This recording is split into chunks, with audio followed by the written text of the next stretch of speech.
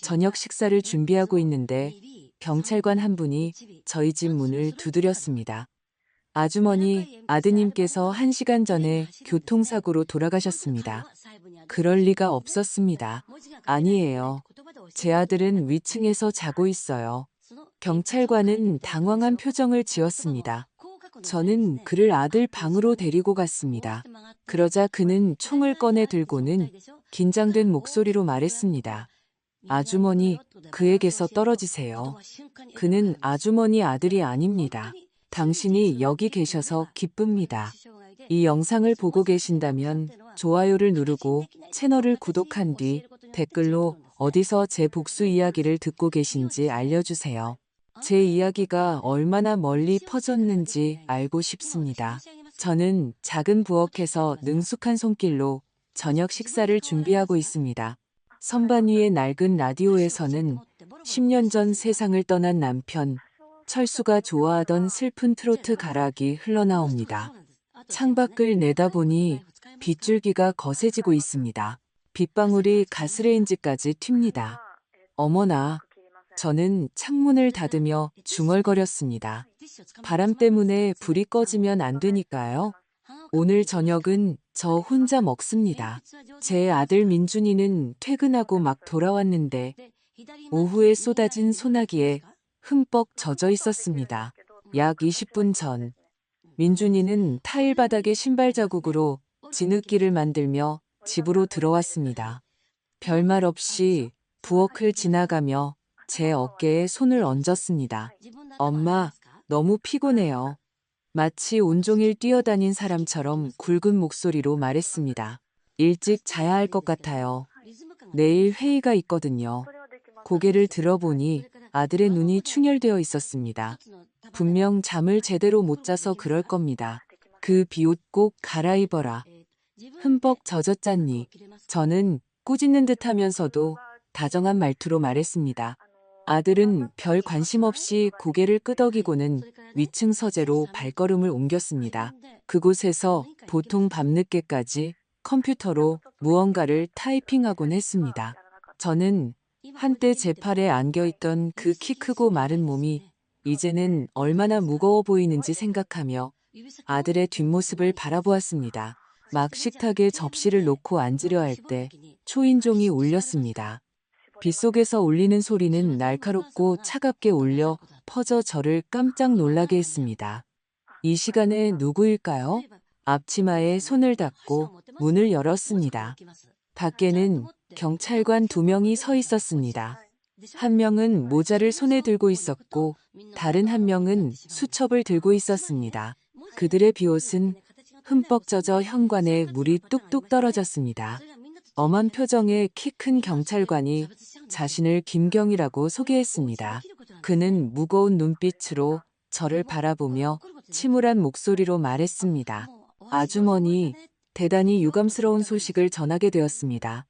아드님 이민준 씨가 1시간 전 교통사고로 사망하셨습니다.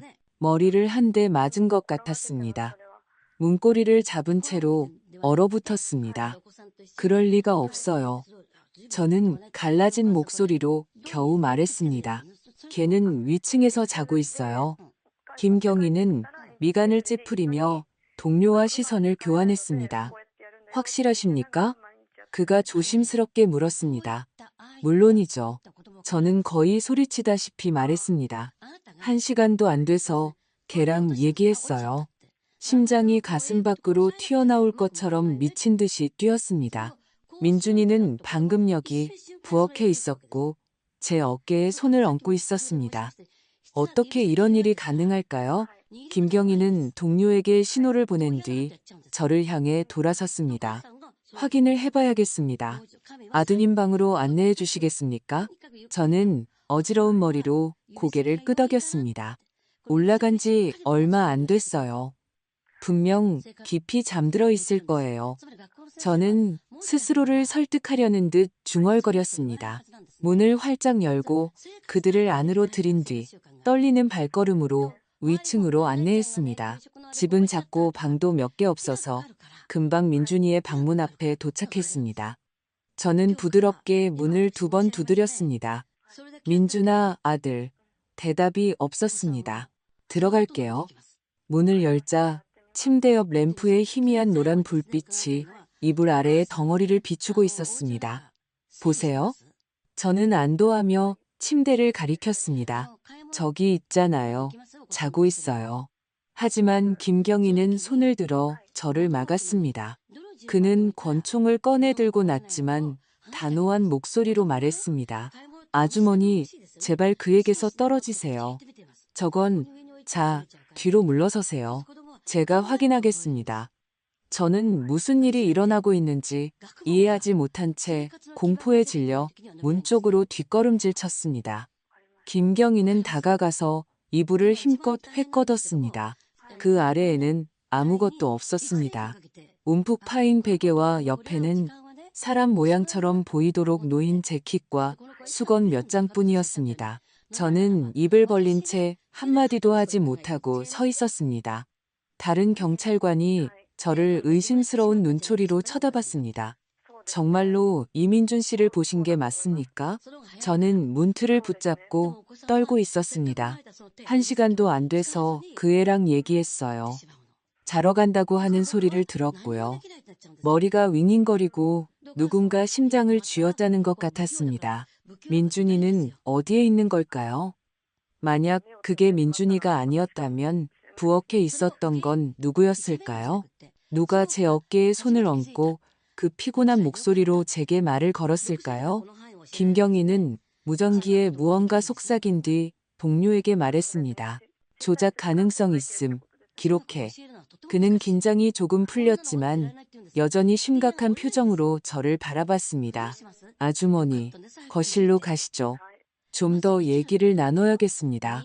저는 고개를 끄덕였지만 발이 움직이지 않았습니다.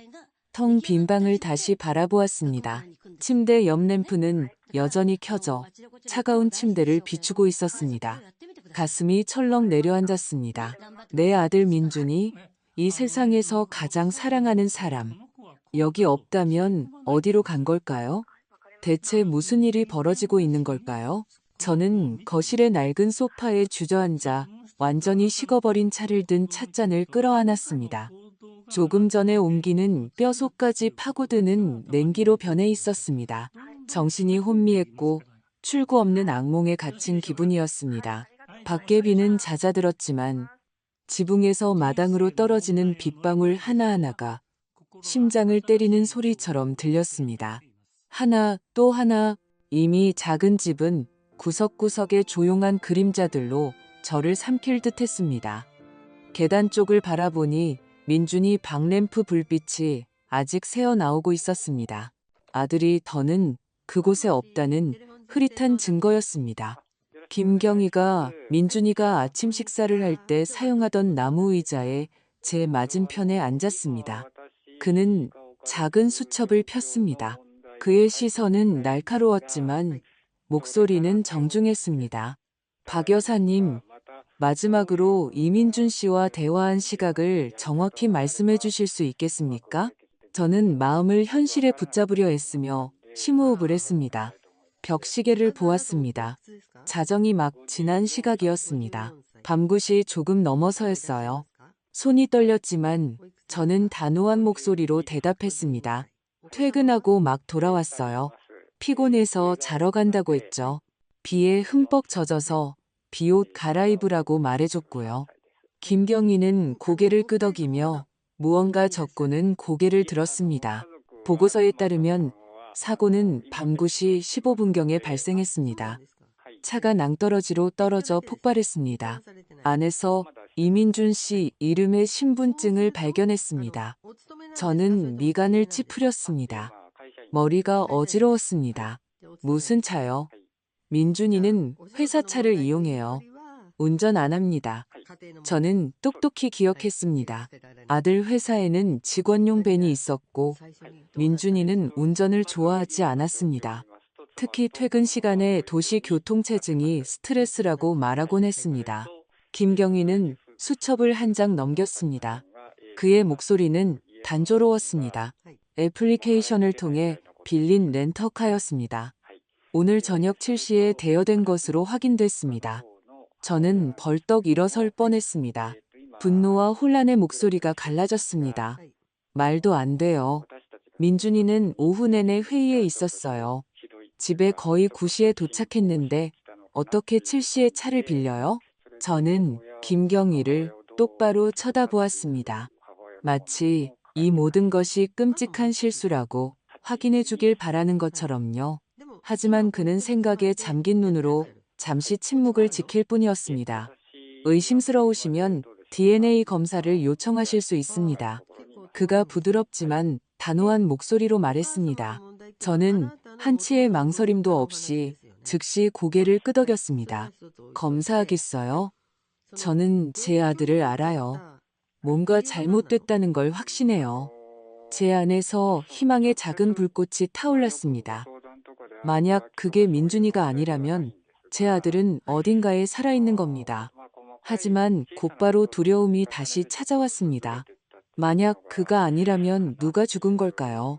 그리고 왜 민준이의 신분증이 그 차에 있었을까요? 김경희가 법의관과 무전으로 연락하는 동안 저는 휴대폰을 들고 며느리 서연이에게 전화를 걸었습니다. 한 번 걸었습니다. 받지 않았습니다.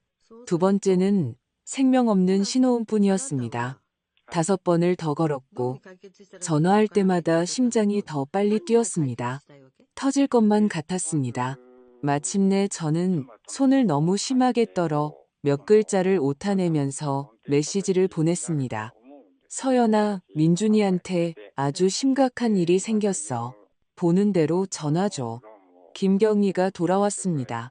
그의 목소리는 진지했습니다. 오늘 밤 바로 DNA 검사를 진행하겠습니다. 쉬고 계십시오, 여사님. 결과가 나오는 대로 알려드리겠습니다. 저는 불타는 눈으로 고개를 저었습니다.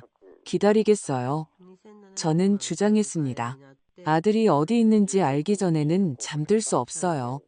그는 동정심 어린 눈빛으로 저를 바라봤지만 더는 아무 말도 하지 않았습니다. 그는 동료에게 가자고 신호를 보내고 저를 차가운 거실에 홀로 남겨두고 떠났습니다. 저는 일어나 부엌으로 가서 행주를 집었습니다. 미치지 않기 위해 무언가 하려고 했지만 손이 너무 떨려서 행주를 바닥에 떨어뜨렸습니다. 다시 주워들고 서연이에게 전화를 걸었습니다. 여전히 받지 않았습니다. 시계가 새벽 2시를 가리킬 때 초인종이 다시 울렸습니다. 저는 깜짝 놀라 달려가 문을 열었습니다. 김경희였습니다. 그 어느 때보다도 어두운 얼굴이었습니다. 그는 빙빙 돌리지 않았습니다. 박 여사님, 방금 DNA 결과가 나왔습니다. 차에 있던 시신은 여사님과 DNA가 일치하지 않습니다. 사망자는 아드님이 아닙니다. 저는 벌떡 일어섰습니다. 다리가 너무 떨려서 소파를 붙잡아야 했습니다. 그럼 제 아들은 어디에 있는 거죠? 저는 안도와 공포가 뒤섞인 갈라진 목소리로 물었습니다. 민준이가 죽지 않았다는 안도감. 죽지 않았다면 어디로 간 걸까요? 왜 사라진 걸까요? 김경희는 제 어깨에 손을 얹고 힘을 주려는 듯 부드럽게 눌렀습니다. 지금부터 실종 사건으로 공식 수사를 시작하겠습니다. 모든 단서를 검토할 겁니다. 휴대폰, 은행 계좌, 접촉했던 사람들까지요. 진정하십시오. 하지만 어떻게 진정할 수 있을까요? 저는 그를 바라보며 눈물을 터뜨렸습니다. 제게는 그 애가 전부예요. 민준이가 제 전부라고요. 그 애한테 무슨 일이라도 생기면 저는 어떻게 살아야 할지 모르겠어요. 김경희는 무거운 목소리로 고개를 끄덕였습니다. 이해합니다. 박 여사님, 최선을 다하겠습니다. 그는 제게 명함을 건네며 평소와 다른 점이 기억나면 전화해달라고 부탁했습니다. 그가 떠났을 때 저는 거실 한가운데 서서 명함을 너무 세게 쥐어 구겨버렸습니다. 계단 쪽 여전히 불이 켜진 민준이의 방을 바라보았습니다. 무엇이 우리 가족을 위협하고 있는지 몰랐지만 끔찍한 예감이 제 마음을 짓눌렀습니다. 민준이는 스스로 사라진 게 아니었습니다. 누군가 무언가를 숨기고 있었습니다. 다음 날 아침 커튼 사이로 스며든 햇빛이 차가운 바닥을 비출 때 눈을 떴습니다. 밤새 한숨도 자지 못했습니다. 그저 누워서 천장을 바라보며 조용히 눈물을 흘렸을 뿐입니다. 무거운 발걸음으로 부엌으로 가서 남편이 세상을 떠난 후 매일 아침 마시던 것처럼 진한 블랙커피 한 잔을 내렸습니다. 컵에서 피어오르는 김은 민준이가 어렸을 때 식탁에 앉아 단팥빵을 베어 물며 학교 이야기를 하던 지난 아침의 기억을 떠올리게 했습니다. 이제 부엌은 텅 비어 있었습니다. 시계의 째깍거리는 소리와 씁쓸한 커피 향만이 들릴 뿐이었습니다. 휴대폰을 들고 다시 확인했습니다. 서연이에게서 부재중 전화는 없었습니다. 매우 이상하게 느껴졌습니다. 김경희가 언급했던 어젯밤 사고에 대한 정보를 찾기 위해 지역 뉴스를 인터넷으로 검색했습니다. 하지만 아무것도 없었습니다. 단 한 줄도요. 불안감이 차가운 파도처럼 온몸을 훑고 지나갔습니다. 모든 게 실수였을까요? 아니면 더 큰 무언가가 숨겨지고 있는 걸까요? 7시 45분 정각에 전화가 울렸습니다. 김경희였습니다. 그의 목소리는 무언가 무거운 짐을 진 듯 더 낮게 들렸습니다. 박 여사님, 방금 사건을 공식 실종으로 등록했습니다. 이민준 씨의 최근 관계에 대해 좀 더 여쭤보고 싶습니다. 오늘 오전에 뵐 수 있을까요? 그가 볼 수는 없었지만 저는 고개를 끄덕이며 말했습니다. 네, 집으로 오세요. 여기 있을게요. 나가고 싶지 않았습니다. 민준이가 갑자기 돌아올지도 모르는 아주 작은 가능성이라도 놓치고 싶지 않았습니다.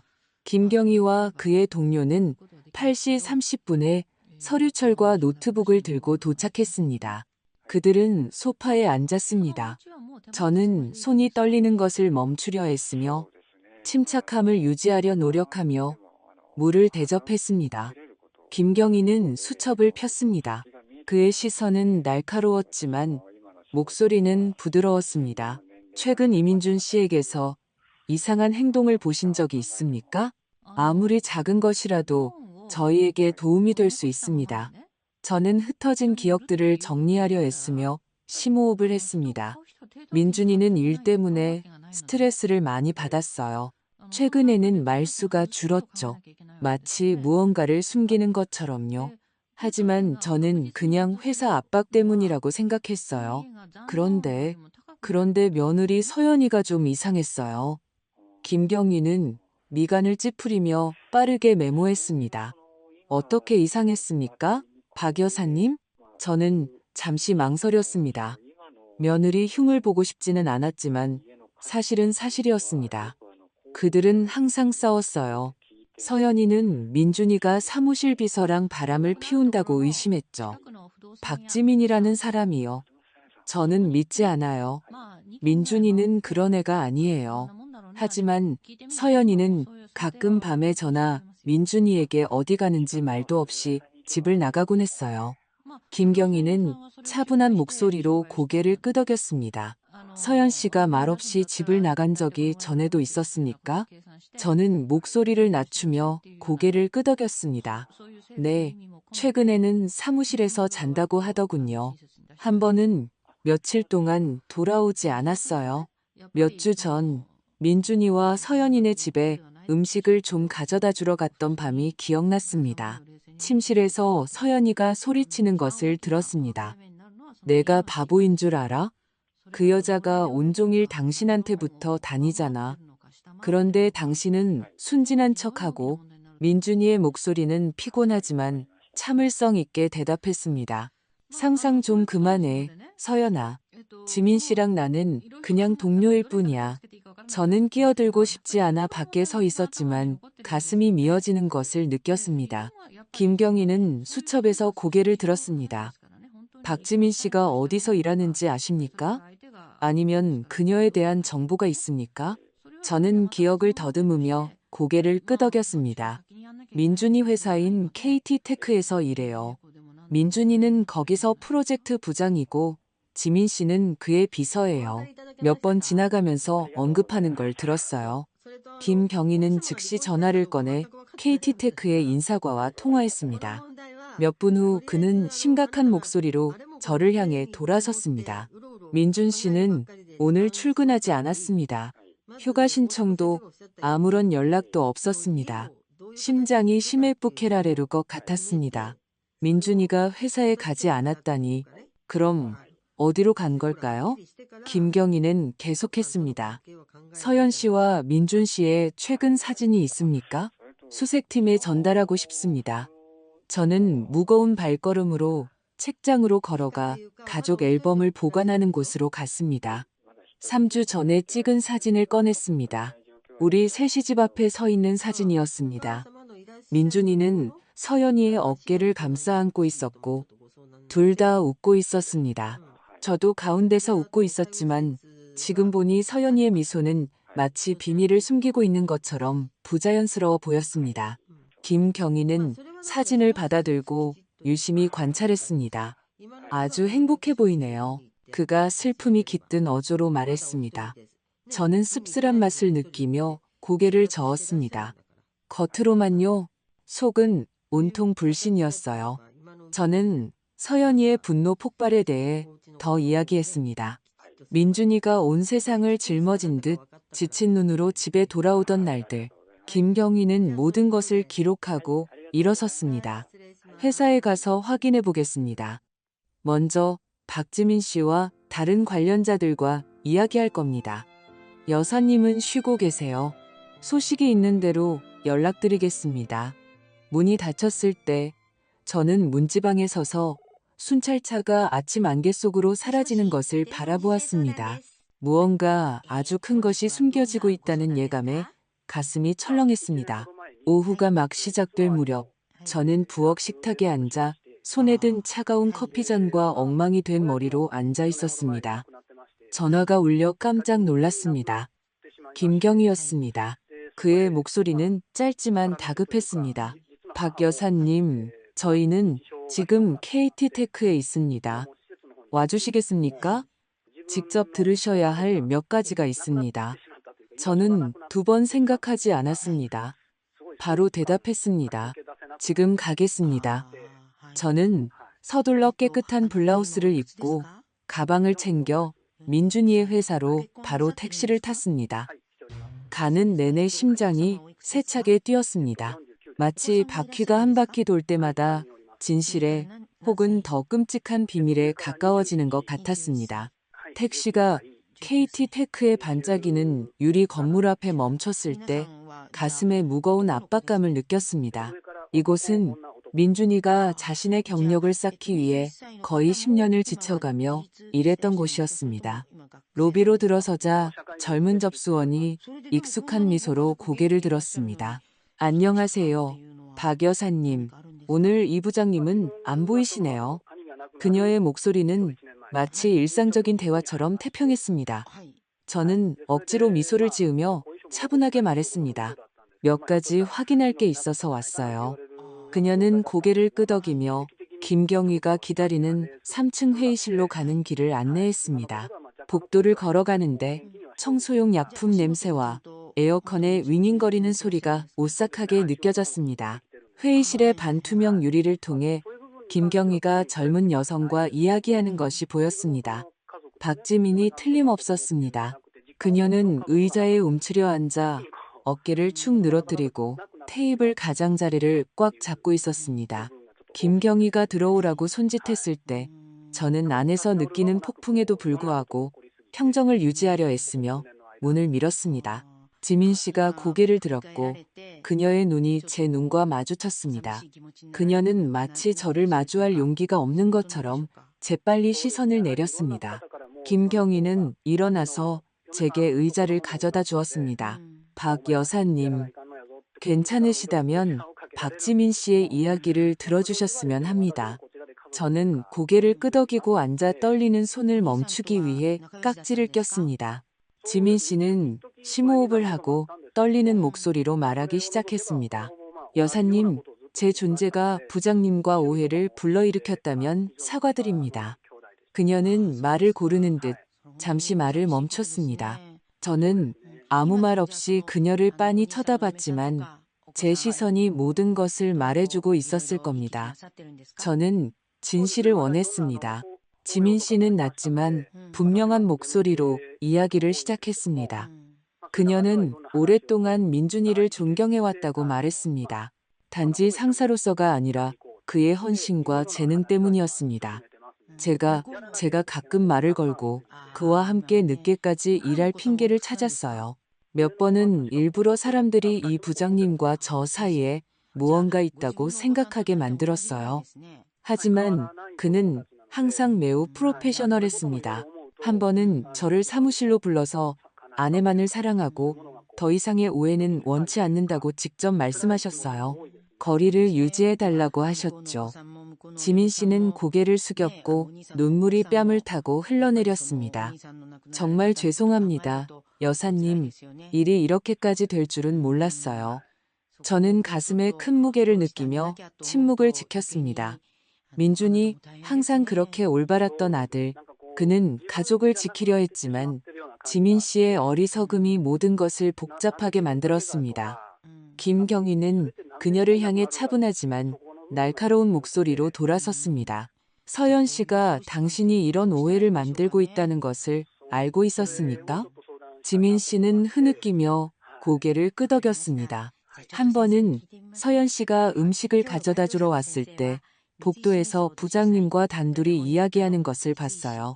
저는 단지 프로젝트에 대해 묻고 있었을 뿐인데 그녀는 저를 때릴 것처럼 쳐다봤어요. 무척 화를 내며 가버렸죠. 서연이가 찌푸린 얼굴로 우리 집에 와서 민준이에 대한 의심을 털어놓던 때가 기억났습니다. 엄마, 그는 변했어요. 한 번은 쓴소리가 가득한 목소리로 말했었습니다. 사무실에 늦게까지 있고 항상 그 비서랑 같이 있어요. 저는 그녀를 진정시키려 애썼고 민준이는 배신자가 아니라고 말했습니다. 하지만 지금 여기 앉아 지민 씨의 고백을 듣고 있자니 서연이의 의심이 완전히 근거 없는 것은 아니었음을 깨달았습니다. 단지 한 젊은 여자의 무모한 행동으로 과장되었을 뿐이었습니다. 김경희는 신중하게 메모를 하고 물었습니다. 어젯밤 민준 씨에게 무슨 일이 있었는지 아십니까? 지민 씨는 단호한 목소리로 고개를 저었습니다. 저는 다른 층에서 근무 중이었습니다. 오후 이후로는 그를 보지 못했어요. 김경희는 고개를 끄덕이고 지민 씨에게 나가도 좋다고 말했습니다. 그녀는 일어나서 제게 다시 한번 사과하고 나갔습니다. 저는 아무 말도 하지 않았습니다. 무거운 마음으로 그녀의 뒷모습을 따라갔을 뿐입니다. 지민 씨가 잘못했을 수는 있지만 그녀가 민준이 실종의 주된 원인은 아니었습니다. 더 크고 더 어두운 무언가가 숨어 있었습니다. 회의가 끝난 후 김경희는 계속 이야기하기 위해 사무실 옆 작은 카페로 저를 초대했습니다. 우리는 한적한 구석에 앉았습니다. 커피 머신 소리와 토스트 냄새가 분위기를 조금 덜 긴장되게 만들었습니다. 김경희는 저를 보며 낮은 목소리로 말했습니다. 박지민 씨 말이 사실이라면 민준 씨는 결코 불충실하지 않았습니다. 하지만 서연 씨는 그가 그랬다고 확신하고 있었죠. 저는 씁쓸한 맛을 느끼며 고개를 끄덕였습니다. 근거 없는 질투는 영혼의 독이죠. 저는 민준이와 서연이의 싸움, 그녀가 집을 나갔던 밤들, 모든 것이 무너지지 않도록 애쓰는 듯 지친 눈으로 돌아오던 민준이의 모습을 떠올렸습니다. 헤어지기 전에 저는 단호한 목소리로 김경희의 손을 잡았습니다. 제 아들이 어디 있는지 모르지만 만약 살아있다면 제가 찾아낼 겁니다. 그는 이해한다는 눈빛으로 고개를 끄덕였습니다. 저희도 마찬가지입니다. 박 여사님, 포기하지 않겠다고 약속드립니다. 우리는 악수를 하고 카페를 나와 오후에 햇살이 내리쬐는 거리로 나섰습니다. 회사 앞 나무잎들이 바람에 흔들렸습니다. 하지만 저는 아무런 온기도 느끼지 못했습니다. 제 마음은 보이지 않는 두려움이 목을 조르는 것처럼 차가웠습니다. 집으로 가는 길에 지민 씨의 부끄러움과 후회가 뒤섞인 표정을 생각했습니다. 그녀가 가장 큰 문제는 아니었습니다. 문제는 서연이와 그녀의 신뢰를 갉아먹은 의심들이었습니다. 만약 서연이가 민준이가 자신을 배신했다고 믿었다면 복수하기 위해 무슨 짓을 할 수 있었을까요? 민준이가 사라진 지 이틀이 지났지만 매 순간이 영원처럼 느껴졌습니다. 새벽이 막 낡은 집 벽을 노랗게 물들일 때 일찍 일어나곤 했습니다. 식당 테이블에 앉아 민준이가 앉던 빈 의자를 바라보며 가슴이 미어졌습니다. 테이블 위에는 그의 커피잔이 그대로 놓여 있었고 가장자리에는 마른 자국이 남아 있었습니다. 아들이 불과 며칠 전에 여기 있었다는 작지만 고통스러운 흔적이었습니다. 저는 마치 민준이의 온기를 느낄 수 있을 것처럼 컵을 만졌지만 차가운 도자기의 감촉만 느껴졌습니다. 전화가 울려 생각에서 깨어났습니다. 김경희였습니다. 그의 목소리는 차분함을 유지하려는 듯 무겁고 분명했습니다. 박 여사님, 이민준 씨와 관련된 재산, 보험증권 및 기타 재정 문제에 대해 여쭤보고 싶습니다. 오늘 뵐 수 있을까요? 조금 놀랐지만 즉시 서연이의 오래된 말이 비수처럼 머릿속에 울려 퍼졌습니다. 당신이 죽으면 적어도 보험금 10억 원은 남겨주겠지. 그 순간에는 화가 나서 한 말이라고 생각했지만 이제는 소름이 돋았습니다. 제가 결정적인 단서를 놓쳤을까요? 저는 일어나서 민준이가 중요한 서류를 보관하는 옷장 안의 작은 금고로 걸어갔습니다. 손이 떨리며 금고를 열고 서류철을 꺼냈습니다. 안에서 2년 전에 서명된 민준이의 생명보험증권을 찾았습니다. 한 줄 한 줄 읽어 내려갔고 수혜자 이름인 최서연을 보고 심장이 세차게 뛰었습니다. 금액은 10억 원이었습니다. 저는 종이를 꽉 쥐었습니다. 손에서 타는 듯한 느낌이 들었습니다. 망설임 없이 김경희에게 전화했습니다. 경희님, 민준이의 보험증권을 찾았어요. 수혜자는 서연이에요. 이걸 보셔야 해요. 1시간도 채 되지 않아 김경희와 금융 전문가인 이수진이라는 여성 동료가 저희 집에 도착했습니다. 그들은 거실에 앉아 계약서를 신중하게 검토했습니다. 이수진 전문가는 페이지를 넘겼습니다. 그녀의 목소리는 단조롭지만 날카로웠습니다. 보장 금액 10억 원, 사고사 시 지급, 계약서는 매우 명확합니다. 김경희는 저를 심각하게 바라봤습니다. 이것이 조작된 것이라면 첫 번째 수혜자가 보험금을 받게 됩니다. 그의 말은 머리에 망치질하는 것 같았습니다. 서연이가 연루되었을 수 있습니다. 믿고 싶지 않았지만 조각들이 맞춰지기 시작했고 하나하나가 제 가슴을 옥죄었습니다. 저는 떨리는 목소리로 손을 꽉 쥐었습니다. 보험사에 가서 물어봐 주세요. 어쩌면 서연이가 이미 얼굴을 비쳤을지도 몰라요. 그녀가 뭘 했는지 알아야겠어요.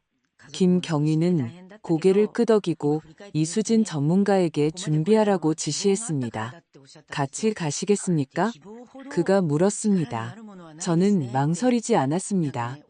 네, 제 귀로 모든 것을 듣고 싶어요. 더 이상 집에서 기다릴 수 없었습니다. 민준이는 제 아들이었고 아무리 고통스럽더라도 진실이 필요했습니다. 보험회사는 상업지구에 있는 현대적인 유리 건물에 있었고 저희 집에서 30분 거리였습니다. 우리가 들어서자 접수원은 친절하게 미소 지으며 우리를 5층으로 안내했습니다.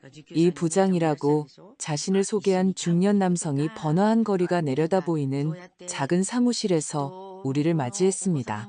그는 컴퓨터에서 파일을 확인한 후 차분한 목소리로 고개를 들었습니다.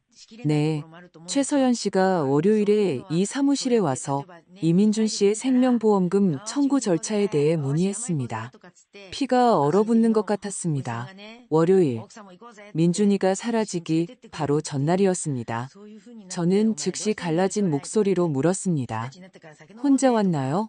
이 부장은 미간을 찌푸리고 무언가를 더 입력한 뒤 화면을 우리 쪽으로 돌렸습니다.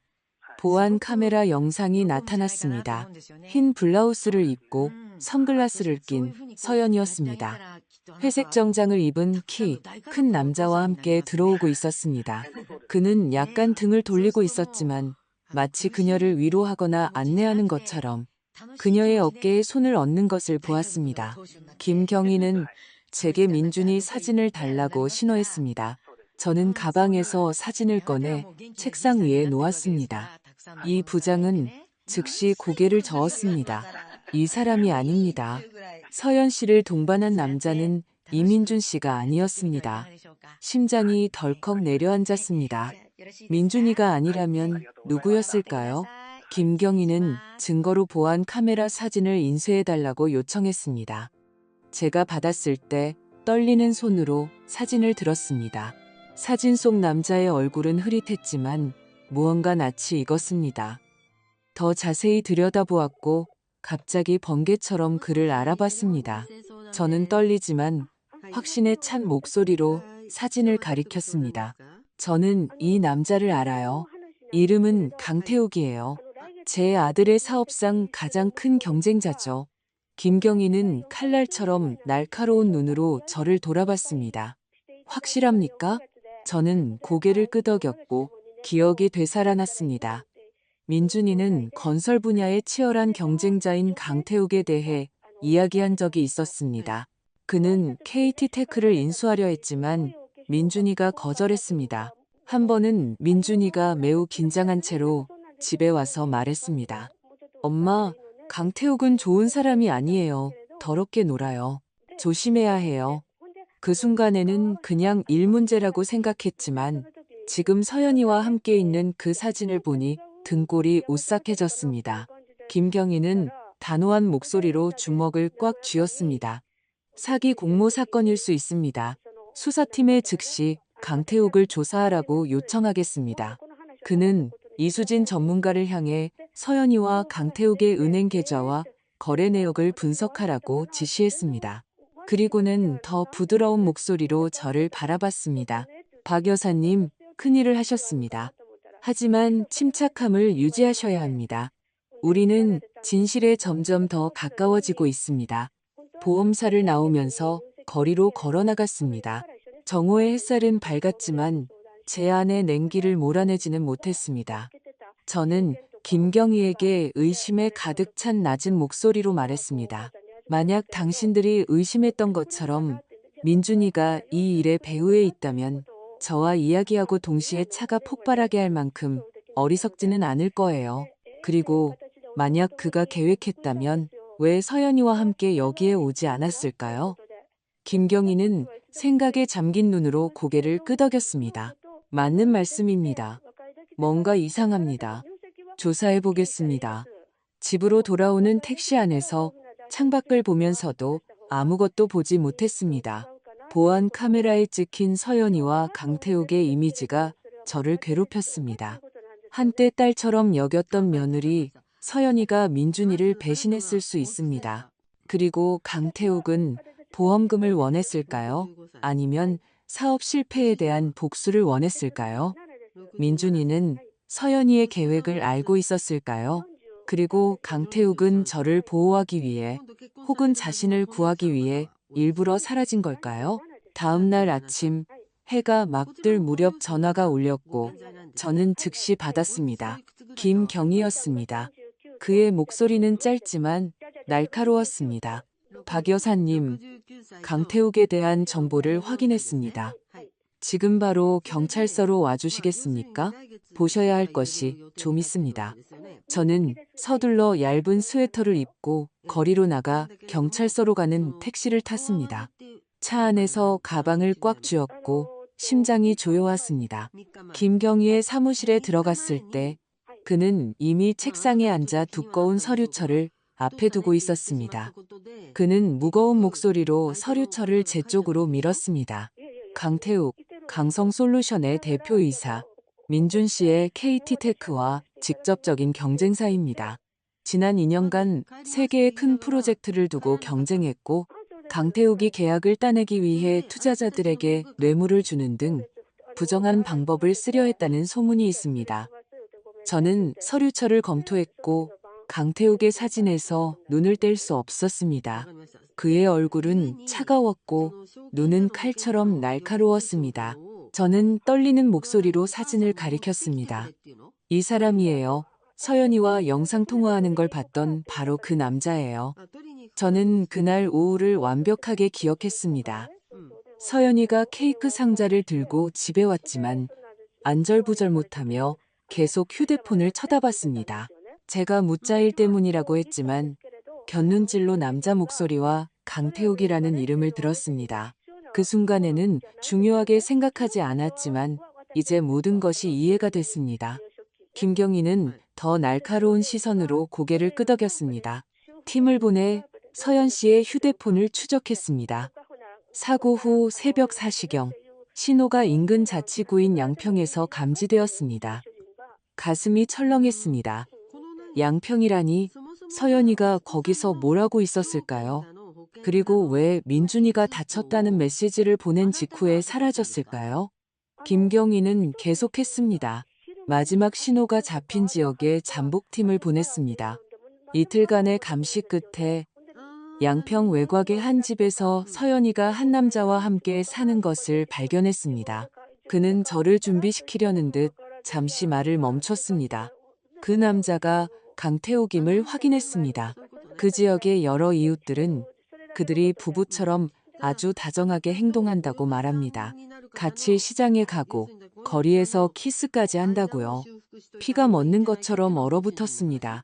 서연이와 강태욱이 부부처럼 살고 있다니 제 아들 민준이는 실종되었고 아마도 위험에 처해 있을 텐데요. 저는 손바닥에 손톱이 파고들 때까지 주먹을 꽉 쥐었습니다. 김경희는 원격으로 찍은 사진 뭉치를 제게 건넸습니다. 작은 가게에서 손을 잡고 나오는 서연이와 강태욱. 사진 속 서연이의 미소는 등골을 오싹하게 만들었습니다. 남편을 걱정하는 아내의 미소가 아니었습니다. 무언가를 숨기는 사람의 미소였습니다. 김경희는 말을 이었습니다. 사고 현장 근처 이웃들의 카메라 영상을 확인했습니다. 길 건너편 집의 한 영상에는 차가 폭발하기 불과 몇 시간 전에 서연이가 그 근처에 있는 모습이 찍혔습니다. 그는 노트북을 열어 제게 영상을 보여주었습니다. 희미한 가로등 불빛 아래 지난주에 제가 빨아주었던 파란색 재킷을 입은 서연이가 뚜렷하게 보였습니다. 그녀는 서둘러 걸으며 누가 볼까 두려운 듯 사방을 살폈습니다. 심장이 터질 것 같았습니다. 저예요. 저는 갈라진 목소리로 속삭였습니다. 저 재킷 제가 빨아준 거예요. 김경희는 단호한 목소리로 고개를 끄덕였습니다. 이 증거는 서연이가 사고에 대해 알았을 뿐만 아니라 현장에 있었다는 것을 확인하기에 충분합니다. 저는 주먹을 꽉 쥐었고 눈물이 터져 나왔지만 참았습니다. 제 마음속에는 더 이상 의심의 여지가 없었습니다. 서연이는 알았을 뿐만 아니라 계획했던 것입니다. 하지만 왜? 김경희는 신중한 목소리로 팀의 지시를 내렸습니다. 아직 접근하지 마. 계속 감시해. 그들이 무엇을 숨기고 있는지 알아내야 해. 저는 떨리는 목소리로 그를 바라봤습니다. 민준이를 가두고 있다면요? 어딘가에 가둬두고 있다면요? 김경희는 즉시 대답하지 않았지만 그의 시선은 어두워졌습니다. 마치 그 또한 최악의 상황을 생각하고 있는 것 같았습니다. 모든 가능성을 고려하고 있습니다. 박 여사님, 오늘 밤 팀이 양평의 그 집 주변에 배치되어 모든 움직임을 감시할 겁니다. 저는 고개를 끄덕였지만 안에서는 두려움이 폭풍으로 변해 있었습니다. 만약 민준이가 살아있다면, 만약 그들이 그를 납치했다면, 지나가는 매 순간이 제가 그를 더 일찍 찾지 못한 것에 대해 용서할 수 없는 시간이었습니다. 김경희는 부드러운 목소리로 제 어깨에 손을 얹었습니다. 박 여사님, 매우 힘드시겠지만 강해지셔야 합니다. 저희는 최선을 다하고 있습니다. 저는 그를 바라보았고 눈물이 뺨을 타고 흘러내렸습니다. 제게는 그 애가 전부예요. 경희님. 민준이가 제 전부라고요. 그 애한테 무슨 일이라도 생기면 저는 어떻게 살아야 할지 모르겠어요. 경찰서를 나와 거리로 걸어 나갔습니다. 하늘이 흐려지기 시작했고 제 기분을 반영하는 듯했습니다. 집에 도착해서 문을 밀고 들어가자 침묵이 끔찍하게 느껴졌습니다. 구석에 있는 작은 제단 앞으로 갔습니다. 남편의 사진과 십자가가 있는 곳이었습니다. 촛불을 켰습니다. 연기가 천천히 피어오르며 제 기도를 실어 날랐습니다. 아들아, 네가 살아있는 걸 알아. 내가 널 찾을게. 그게 서연이든 누구든 내가 밝혀낼 거야. 저는 로사리오를 꽉 쥐고 무릎을 꿇었고 눈물이 바닥으로 떨어졌습니다. 하지만 제 안에서는 결의의 불꽃이 타오르기 시작했습니다. 경찰이 서연이가 양평에서 강태욱과 함께 살고 있다는 것을 확인한 지 사흘이 지났습니다. 그들은 아직 행동에 나서지 않았습니다. 이른 아침 초인종이 울렸습니다. 김경이었습니다. 그는 두꺼운 서류철을 들고 들어왔습니다. 그의 눈은 결의에 차 있었지만 피곤한 기색도 역력했습니다. 그는 서류철을 테이블 위에 놓았습니다. 그의 목소리는 무거웠습니다. 박 여사님, 이것들은 감시팀이 양평에서 찍은 사진들입니다. 저는 심장이 터질 듯한 기분으로 서류철을 열었습니다. 첫 번째 사진은 저를 얼어붙게 만들었습니다. 얇은 잠옷을 입은 서연이가 집 발코니로 나와 강태욱에게 커피잔을 건네고 있었습니다. 그는 그녀를 껴안고 이마에 키스했고 둘은 행복한 커플처럼 웃었습니다. 저는 떨리기 시작했습니다. 갈라진 목소리로 사진을 가리켰습니다. 그 애는 우리 집에서 저를 어머니라고 불렀어요. 어떻게 이럴 수가 있죠? 김경희는 테이블 위에 손을 얹었습니다. 그의 시선은 강철처럼 차가웠습니다. 그들이 민준 씨를 납치했는지 알아내야 합니다. 서연이나 강태욱이 자주 가던 곳을 기억하십니까? 관련 있을 만한 특이한 장소는요? 저는 심호흡을 하며 기억을 더듬었습니다. 갑자기 한 달 전의 대화가 떠올랐습니다. 서연이는 제 부엌에서 낮은 목소리로 전화 통화를 하고 있었습니다. 알았어, 강태욱 씨. 오늘 밤에 트럭 가지러 갈게.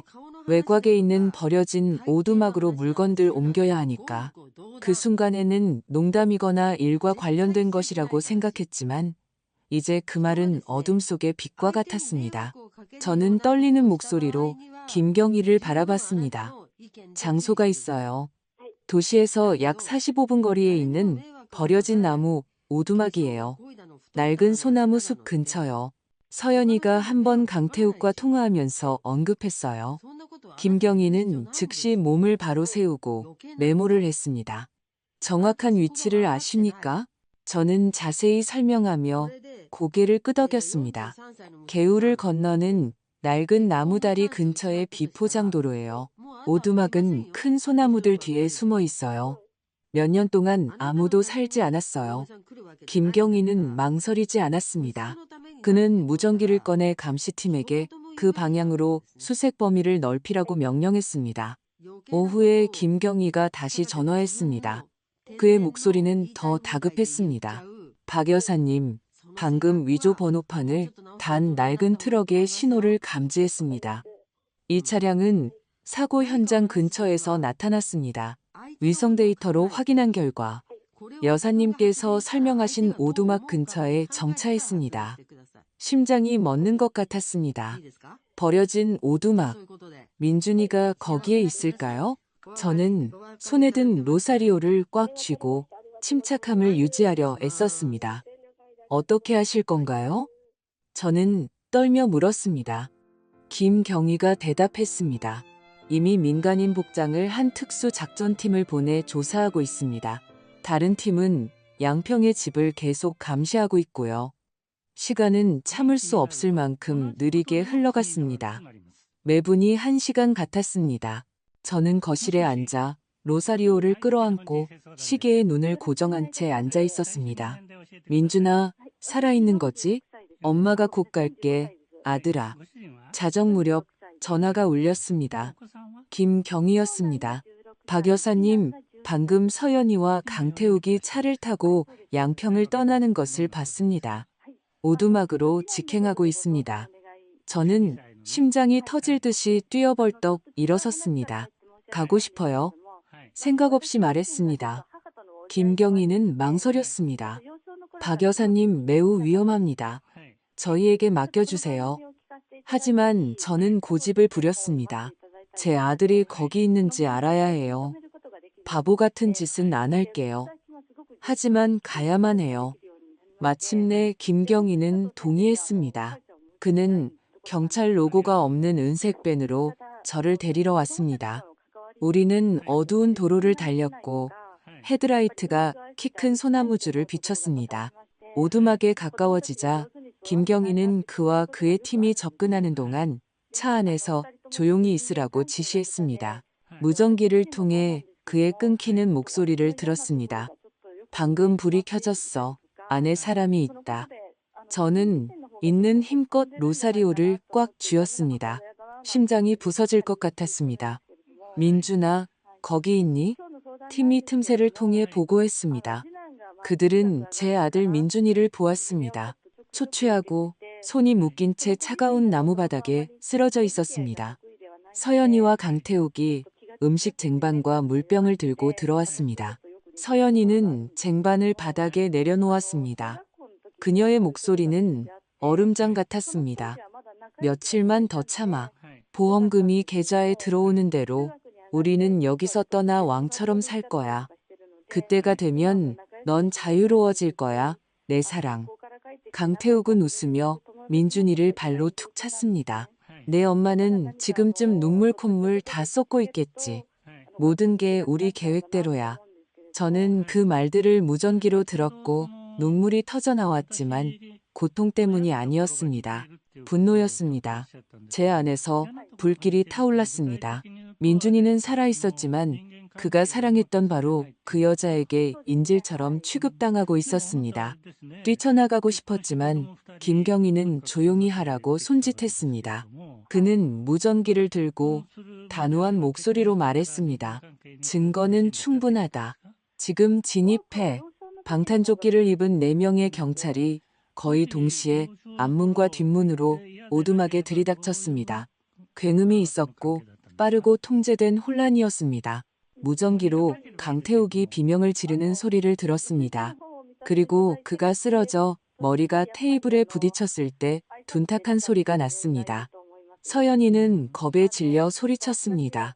무슨 짓이에요? 놔요. 저는 그쪽으로 달려가고 싶었지만 한 경찰관이 엄한 목소리로 저를 막았습니다. 박 여사님, 제발 여기 계세요. 곧 민준 씨를 데리고 나오겠습니다. 저는 낡은 나무문에 눈을 고정한 채 떨면서 있었습니다. 그때 민준이의 목소리가 들렸습니다. 약하지만 분명했습니다. 우리 엄마는요? 괜찮으세요? 그의 말은 제 심장을 꿰뚫었습니다. 자기 자신의 지옥 속에서도 저를 걱정하고 있었습니다. 김경희는 안심시키는 목소리로 대답했습니다. 이제 도착했습니다. 어머니께서 밖에서 기다리고 계십니다. 더 이상 참을 수 없었습니다. 저는 차문을 열고 경찰관의 경고 어린 시선을 무시한 채 오두막으로 달려갔습니다. 민준이를 봐야 했습니다. 그가 살아있는지 확인해야 했습니다. 제가 들어갔을 때 김경희는 민준이가 일어서는 것을 돕고 있었고 그의 손에 묶인 밧줄을 자르고 있었습니다. 민준이는 초췌하고 창백했으며 눈은 충혈되었지만 저를 보자 환하게 빛났습니다. 엄마. 그는 거의 들리지 않는 목소리로 속삭였습니다. 저는 무릎을 꿇고 있는 힘껏 그를 껴안았습니다. 걷잡을 수 없이 울면서요. 민준아, 내 아들. 엄마 여기 있어. 이제 널 찾았어. 그가 저를 다시 안았습니다. 그의 떨리는 손이 제 어깨를 붙잡았습니다. 다시는 못 볼 줄 알았어요. 그는 제 귀에 막힌 목소리로 속삭였습니다. 저는 그를 놓으면 다시 사라질까? 두려운 듯 더 꽉 껴안았습니다. 구급차가 곧 도착했습니다. 구급대원들은 민준이를 검사하고 손목과 발목에 상처를 치료했습니다. 저는 그의 옆에 앉아 그의 손을 잡고 한시도 눈을 떼지 않았습니다. 민준이는 저를 보며 희미하게 미소 지었습니다. 엄마, 미안해요. 걱정시키고 싶지 않았어요. 그냥 엄마를 안전하게 지키려고 했어요. 저는 고개를 저었고 눈물이 다시 터져 나왔습니다. 바보 같은 소리 마, 민준아. 내가 네 엄마야. 내가 널 지켜야지. 그는 고개를 끄덕였지만 그의 시선은 마치 일이 이렇게까지 된 것을 자책하는 듯 고통으로 가득 차 있었습니다. 경찰서에서 서연이와 강태욱은 별도의 신문실로 끌려갔습니다. 김경희는 증인으로 참관하도록 저를 초대했지만 저는 거울 뒤에서만 지켜볼 수 있었습니다. 서연이는 고개를 숙인 채 조각상처럼 조용히 앉아 있었습니다. 김경희는 신문을 시작했습니다. 그의 목소리는 차분하지만 날카로웠습니다. 최서연 씨, DNA 검사 결과 사고 현장의 시신은 이민준 씨가 아니라는 것이 증명되었습니다. 할 말 있습니까? 서연이는 대답하지 않았지만 어깨가 떨리는 것을 보았습니다. 옆에 앉은 그녀의 변호사가 무언가 속삭였지만 갑자기 그녀는 고개를 들었습니다. 눈이 충혈되어 있었습니다. 알았어요. 그녀가 갈라진 목소리로 말했습니다. 전부 자백할게요. 서연이의 자백은 제 가슴에 또 다른 비수였습니다. 그녀는 처음에 강태욱과 함께 보험금을 타기 위해 민준이를 죽일 계획이었지만 막상 실행하려니 용기가 나지 않았다고 말했습니다. 대신 그들은 그의 음료에 수면제를 넣었습니다. 그가 잠들었을 때 강태욱이 집에 들어와 그를 차로 옮겨 오두막으로 데려가 감금했습니다. 그동안 서연이는 사고 현장으로 가서 강태욱이 불법 시체 안치소에서 구해온 노숙자의 시신을 렌터카에 싣고 불을 질렀습니다. 그들은 들키지 않기 위해 밤을 택했고 제가 사고 직전에 민준이와 이야기했다고 주장하기 전까지는 계획이 거의 완벽했습니다. 그 세부 사항이 모든 것을 무너뜨렸습니다. 김경희는 계속 압박했고 경찰은 더 많은 증거를 찾아냈습니다. 강태욱의 노트북에는 사고를 위장하고 보험금을 청구하기 위한 단계별 계획이 담긴 파일이 있었습니다. 또한 그들이 제거하여 서연이의 가방에 숨겨둔 차량용 블랙박스도 발견했는데 거기에는 그녀가 불을 지르기 전에 차에 시신을 넣는 장면이 녹화되어 있었습니다. 게다가 보험금 청구 서류는 이미 준비되어 있었고 민준이의 사망 확인만을 기다리고 있었습니다. 모든 세부 사항이 제게는 충격이었습니다. 가족으로 여겼던 서연이가 제 아들에게 해를 끼치기 위해 냉정하게 계획했습니다. 거울 뒤에 서서 서연이를 바라봤습니다. 그녀는 더 이상 제가 알던 젊은 여자가 아니었습니다. 푸딩을 집에 가져오고 밝게 웃던 그 사람이 아니었습니다. 이제 그녀는 고개를 숙이고 영혼을 잃은 듯 생기 없는 눈을 하고 있었습니다. 저는 동정심을 느끼지 못했습니다. 실망과 고통뿐이었습니다. 어떻게 사람이 그렇게 변할 수 있을까요? 어떻게 민준이를 배신하고 저를 배신할 수 있었을까요? 단지 돈과 강태욱 같은 남자 때문에? 김경희가 다가왔습니다. 그의 목소리는 무거웠습니다. 박 여사님, 여사님의 명민함과 끈기 덕분에 저희가 생명을 구했습니다. 만약 여사님께서 민준 씨가 살아있다고 그렇게 확신하지 않으셨다면 저희는 아마 그 오두막을 간과했을 겁니다. 저는 떨리지만 자부심에 찬 목소리로 그를 바라봤습니다. 어머니만큼 자기 자식을 아는 사람은 없어요. 제가 살아있다고 믿지 않았다면 누가 믿었겠어요? 김경희는 존경심이 어린 눈빛으로 고개를 끄덕였습니다. 정말 강한 어머니십니다. 박 여사님, 민준 씨는 여사님을 둔 것이 행운입니다. 경찰서를 나와 민준이를 치료하는 병원으로 돌아갔습니다. 그는 누워 있었습니다. 얼굴은 여전히 창백했지만 덜 긴장되어 보였습니다. 저는 그의 옆에 앉아 그의 손을 잡고 그의 가느다란 손가락의 온기를 느꼈습니다. 엄마, 민준이가 쉰 목소리로 말했습니다. 서연이가 그런 짓을 할 수 있을 줄은 몰랐어요. 그녀를 지키려고 모든 것이 깨지는 것을 막으려고 노력했어요. 하지만 제가 틀렸어요. 저는 그의 머리를 쓰다듬었고 눈물이 다시 흘러내렸습니다. 네가 틀린 게 아니야, 민준아. 너는 단지 사랑을 믿었을 뿐이야. 하지만 엄마가 여기 있어. 다시는 네가 고통받게 두지 않을 거야. 의사는 민준이가 신체적으로나 감정적으로 회복하는 데 시간이 필요할 것이라고 말했습니다. 그의 몸의 상처는 아물겠지만 영혼의 상처는 훨씬 더 많은 시간이 필요할 것입니다. 저는 가슴이 찢어지지만 희망의 찬마음으로 아들을 바라봤습니다. 우리는 어둠에서 벗어났고 앞으로의 길이 힘들더라도 제가 항상 그의 곁에 있을 것임을 알았습니다. 민준이를 구출한 지 2주 후 저는 안도감과 무거움이 뒤섞인 채 잠에서 깼습니다.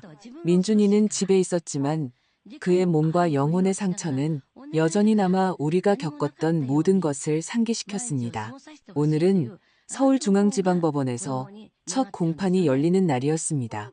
저는 민준이가 한번 선물해준 파란색 스웨터를 입었습니다. 그의 손을 잡고 김경위와 우리 변호사와 함께 법정으로 들어갔습니다. 민준이는 여전히 약해서 지팡이를 사용했지만 참석하겠다고 고집했습니다. 엄마, 제가 그들을 마주해야 해요. 그는 눈에 아직 고통이 서려 있었지만 단호한 목소리로 말했습니다. 저는 그의 손을 꽉 쥐며 항상 그와 함께 있겠다고 스스로에게 약속했습니다. 우리는 피고인석이 잘 보이는 세 번째 줄에 앉았습니다. 최서영과 강태욱이 들어왔을 때 가슴이 철렁했습니다. 그들은 회색 수감복을 입고 수갑을 찬 채 고개를 숙이고 있었습니다. 서연이는 잠시 고개를 들었고 그녀의 시선이 제 시선과 마주쳤습니다. 그녀는 창백한 얼굴로 여러 번 눈을 깜박였습니다. 마치 무언가 말하고 싶지만 할 수 없는 것처럼 보였습니다. 저는 시선을 돌렸습니다. 그 시선이 제 마음을 약하게 만들게 하고 싶지 않았습니다. 검사가 일어섰습니다. 그의 목소리가 조용한 법정 안을 울렸습니다. 오늘 우리는 피고인 최서연과 강태욱을 살인 미수, 보험 사기, 납치, 사법 방해 혐의로 재판합니다. 법정에 대형 스크린이 켜지며 반박할 수 없는 증거들을 보여주었습니다. 사고 현장 근처에서 서연이가 나타난 보안 카메라 영상, 보험사에서 그녀와 강태욱이 찍힌 사진, 그리고 서연이가 민준이에게 보험금을 타내려는 계획을 냉정하게 말하는 오두막에서 녹음된 음성, 모든 이미지, 모든 소리가 제 가슴에 칼처럼 밝혔지만 저는 민준이를 위해 꼿꼿이 강하게 버텼습니다. 법의학자가 증인석에 올라서고 현장의 시신이 차에 놓이기 전에 자연사한 노숙자의 것이라고 확인했습니다. 보험사 대표도 증언하며 서연이가 자신의 서명이 선명하게 보이는 10억 원을 청구하는 절차를 시작했다고 진술했습니다.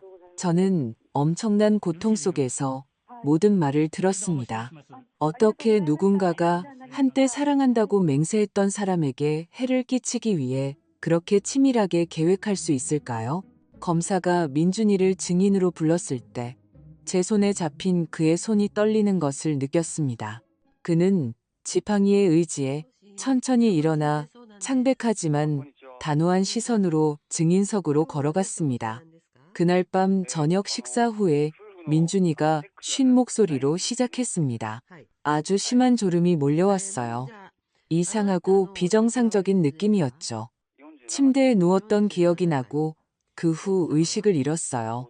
깨어났을 때는 춥고 닫힌 방에서 손이 묶여 있었어요. 서연이가 웃으며 그냥 죽어버리라고 말하는 소리를 들었어요.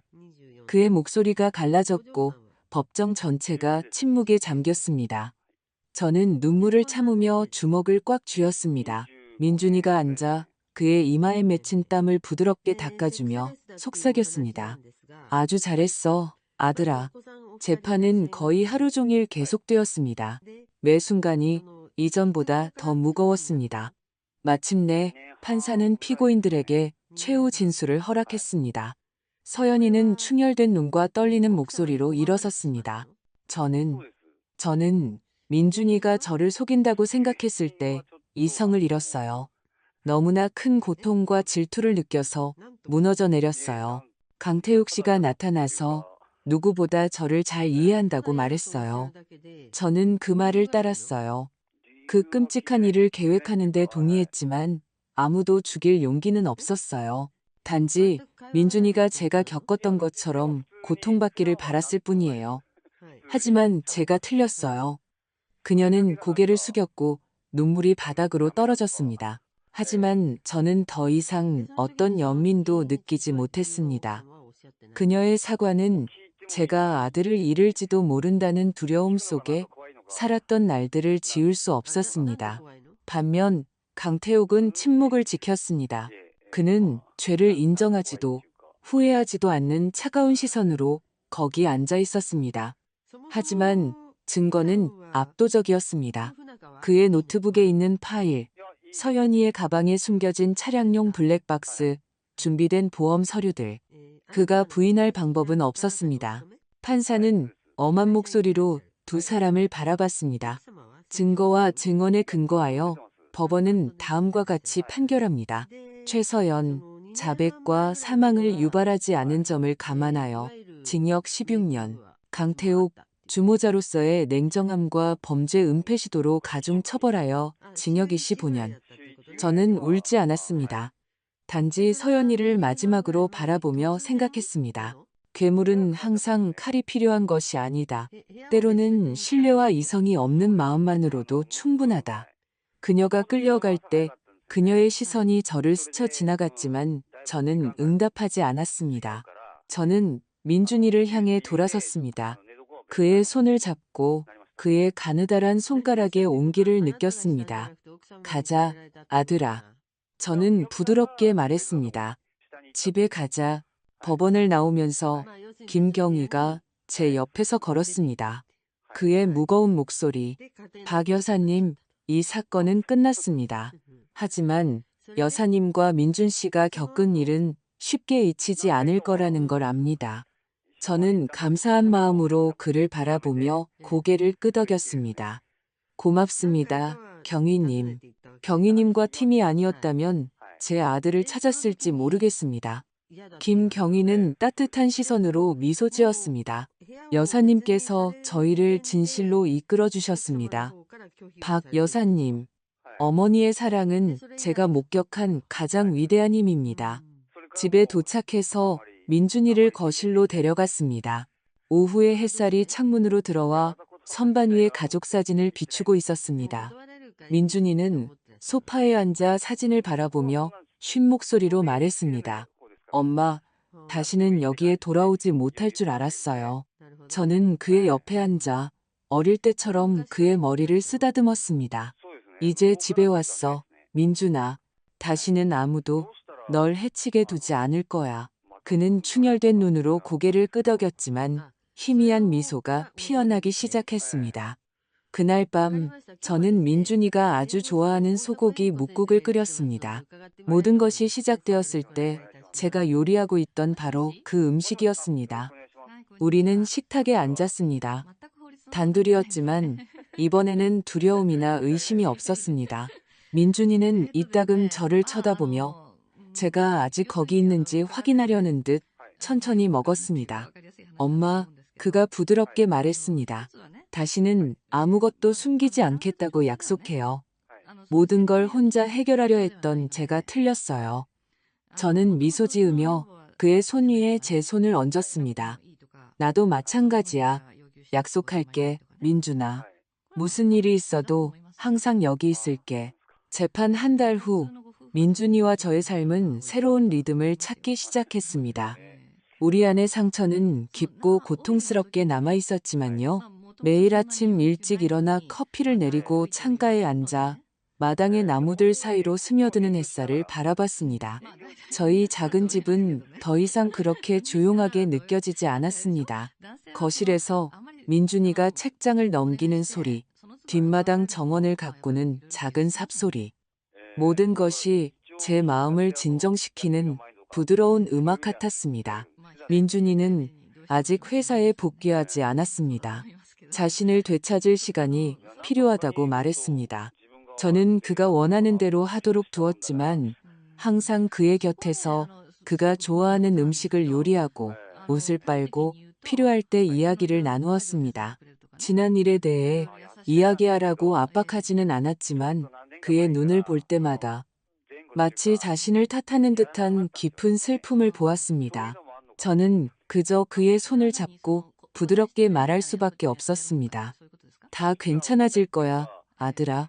엄마가 여기 있잖니. 어느 날 아침 마당에서 빨래를 널고 있는데 초인종이 울렸습니다.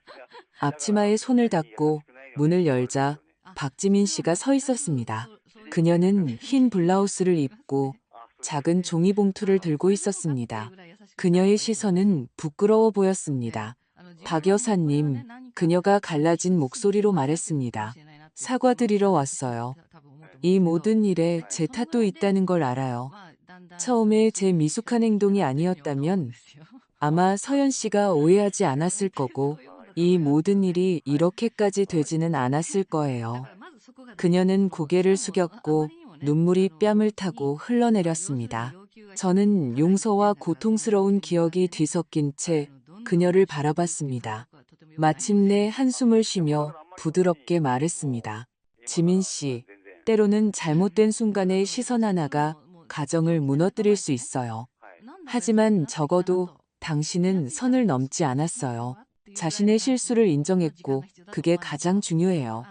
지민 씨는 고개를 들었고 그녀의 눈에 희망의 빛이 조금 비쳤습니다. 그녀는 제게 봉투를 건넸습니다. 이건 제 사직서예요. 사람들이 제가 개인적인 이유로 KT테크에 남는다고 생각하는 걸 원치 않아요. 상황이 나아지려면 제가 떠나야 해요. 저는 봉투를 받고 그녀의 눈을 바라봤습니다.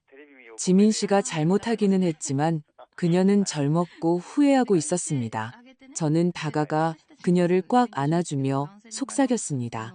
솔직하게 말해줘서 고마워요. 당신이 행복을 가져다 줄 새로운 길을 찾길 바라요. 지민 씨는 희미하게 미소 지으며 고개를 끄덕이고 떠났습니다. 그녀의 모습이 길끝에서 사라졌을 때 약간의 안도감을 느꼈습니다. 모든 사람이 자신의 실수를 마주할 용기를 가진 것은 아니니까요. 일주일 후 민준이는 KT테크로 돌아가기로 결심했습니다. 저는 일이 그를 지치게 할까봐 걱정했지만 그는 미소 지으며 말했습니다. 엄마, 일해야 해요. 제가 겪은 일보다 더 강하다는 걸 증명해야 해요. 그가 복귀하는 날, 저는 사무실 밖에서 민준이가 들어가는 것을 지켜봤습니다. 모든 직원이 일어서서 그에게 박수를 보냈습니다.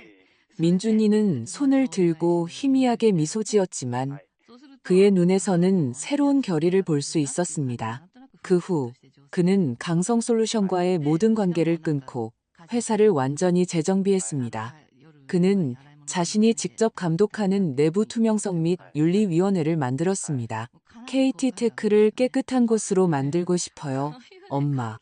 그날 밤 그가 말했습니다.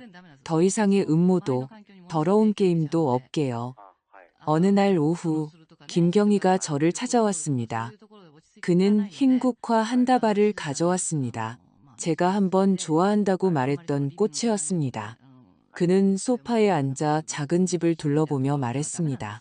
박 여사님, 경찰은 법으로 일합니다.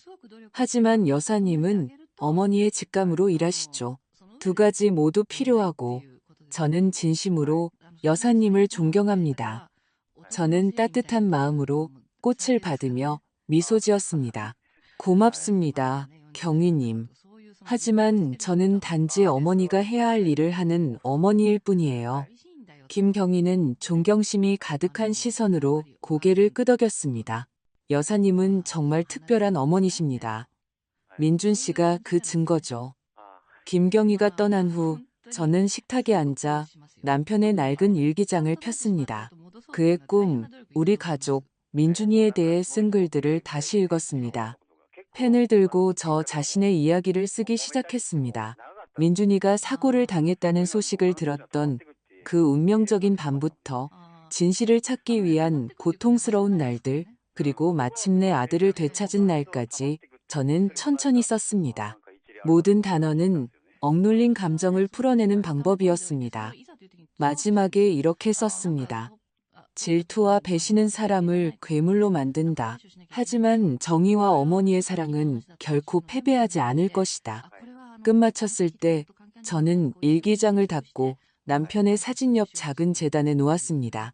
촛불을 켰고 그것이 제 속삭임을 실어 날랐습니다. 여보, 보여요? 우리 아들이 이겨냈어요. 당신과의 약속을 지켰어요. 저는 돌아섰고 문가에 서서 사랑 가득한 눈으로 저를 바라보는 민준이를 보았습니다. 엄마, 오늘은 제가 요리하고 싶어요. 그가 부드럽게 말했습니다. 엄마가 저를 돌봐주셨던 것처럼 제가 엄마를 돌보게 해주세요. 우리는 함께 부엌으로 들어갔습니다. 칼소리가 민준이의 웃음소리와 섞였습니다. 작은 집은 옛날처럼 다시 온기로 가득 찼습니다. 저는 기쁨과 희망으로 가득 찬 마음으로 아들을 바라봤습니다. 우리는 어둠을 헤쳐나왔고 이제 빛이 돌아오고 있었습니다. 민준이가 제 전부이고 미래가 무엇을 가져다 주든 우리 모자의 사랑은 결코 꺼지지 않을 불꽃이 될 것임을 압니다.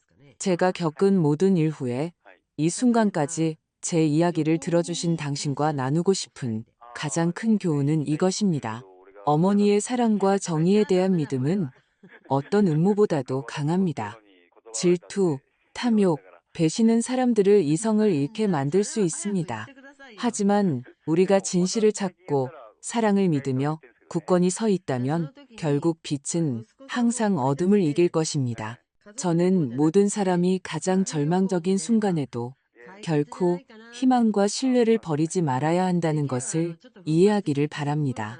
왜냐하면 그 인내가 생명을 구하고 가족을 보호하며 정의가 존재한다는 것을 증명할 수 있기 때문입니다. 방금 들으신 이야기는 관련자들의 신원을 보호하기 위해 이름과 장소가 변경되었습니다.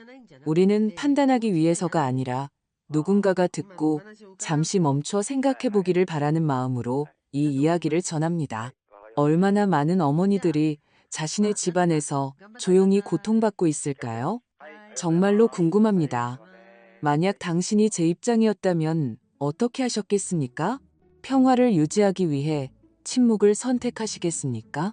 아니면 자신의 목소리를 되찾기 위해 모든 것에 맞서 싸울 용기를 내시겠습니까? 저는 당신의 의견을 알고 싶습니다. 왜냐하면 모든 이야기는 다른 누군가의 길을 비추는 촛불이 될 수 있기 때문입니다. 항상 신의 축복이 있기를. 그리고 용기가 우리를 더 나은 날들로 이끌 것이라고 확신합니다. 한편 마지막 화면에는 채널에서 가장 인기 있는 이야기 2편을 남겨두겠습니다. 분명 놀라실 겁니다. 이 순간까지 저와 함께 해주셔서 감사합니다.